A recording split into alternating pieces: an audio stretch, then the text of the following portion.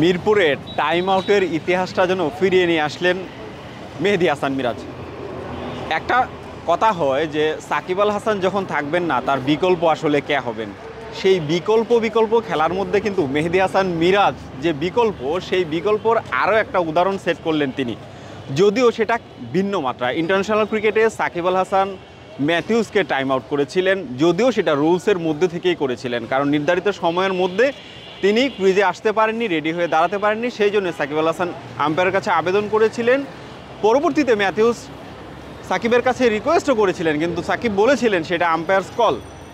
আজকে যে ঘটনা ঘটলো মিরপুর শেরেবাংলা জাতীয় ক্রিকেট স্টেডিয়ামে খুলনা এবং চট্টগ্রাম কিংসের মধ্যকার যে ম্যাচ, সেই ম্যাচে কিন্তু সপ্তম ওভারে মেহেদী হাসান মিরাজ যখন চিটংয়ের ব্যাটসম্যান আউট হয়ে যাওয়ার পরে সেকেন্ড ব্যাটসম্যান যিনি আসবেন, আসার যে মুহূর্তটা, সেই মুহূর্তটা আমরা জানেন যে টি-20তে নর্মালি 1 মিনিটের বেশি সময় পান না একজন ব্যাটসম্যান আউট হওয়ার পরে নতুন ব্যাটসম্যান ক্রিজে আসার জন্য।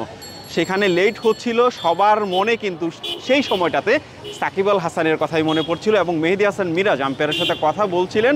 তো মোটামুটি ধরে নেওয়া হচ্ছিল যে মেহেদী হাসান মিরাজ যেভাবে টাইমটা দেখছিলেন, ধরে নেওয়া হচ্ছিল যে মেহেদী হাসান মিরাজ নিশ্চয়ই সেই আবেদনটা করবেন। সেই আবেদনটা করেছিলেনও বটে, যার ফলে আম্পায়ার কিন্তু ব্যাটসম্যানকে আউট দিলেন। ব্যাটসম্যানকে আউট দেওয়ার সাথে সাথে একটা সাকিব আল হাসানকে নিয়ে প্রেস বক্স থেকে শুরু করে কমেন্ট্রি বক্স সব জায়গায় কিন্তু আবারও সাকিবের কথা আসছিল। যদিও সাকিব আল হাসান এই চট্টগ্রাম দলেরই অংশ, চট্টগ্রামে থাকার কথা ছিল, কিন্তু সেখানে না থাকার কারণ পরেও তিনি কিন্তু সেই আলোচনাটাতে আছেন। কিছুক্ষণ পরেই সিদ্ধান্তটা পরিবর্তন করেছেন মেহেদী হাসান মিরাজ। তিনি একটা মহানুভবতার পরিচয় দিয়েছেন এবং তিনি যে কাজটা করেছেন, ব্যাটসম্যানকে কল করেছেন। আম্পায়ার যখন আউট কল করে দিয়েছিলেন, ব্যাটসম্যান প্যাভিলিয়নের দিকে ফেরত যাচ্ছিলেন, তখন মেহেদী হাসান মিরাজ আবারও ব্যাটসম্যানকে ফিরিয়ে আনলেন ক্রিজে, তাকে সুযোগ দিলেন। সে যে আসার জন্য সময়টা ছিল, সেই সময়টা যে তিনি ক্ষেপণ করেছিলেন, সেই পানিশমেন্ট তিনি পেয়েছেন আম্পায়ার থেকে, তিনি আউট হয়েছিলেন। কিন্তু মেহেদী হাসান মিরাজ সেই মহানুভবতাটা দেখালেন এবং স্পোর্টসম্যানশিপের যে একটা উদাহরণ, সেটা কিন্তু তিনি রাখলেন। কি পরক্ষণেই কি হলো আসলে, সেই ব্যাটসম্যান কিন্তু 1 বলের বেশি আর থাকতে পারেনি। তিনি যে গোল্ডেন ডাক হয়ে ফেরত যাওয়ার কথা ছিল, সেই গোল্ডেন ডাক হয়ে ফেরত গেলেন। প্রথম ওভারের প্রথম বল মোকাবেলায় করে কিন্তু তিনি আসলে আউট হলেন।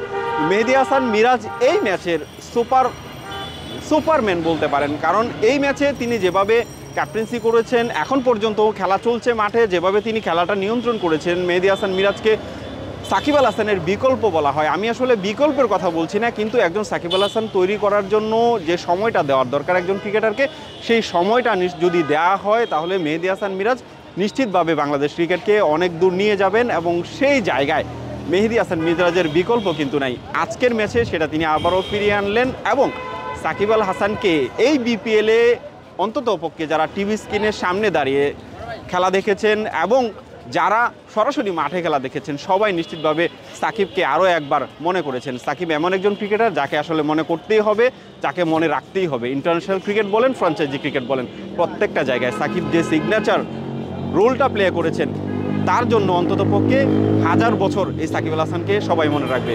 মিরপুর শেরেবাংলা জাতীয় ক্রিকেট স্টেডিয়াম থেকে তুফাইল আহমেদ নাবিল, ডেইলি পোস্ট 71।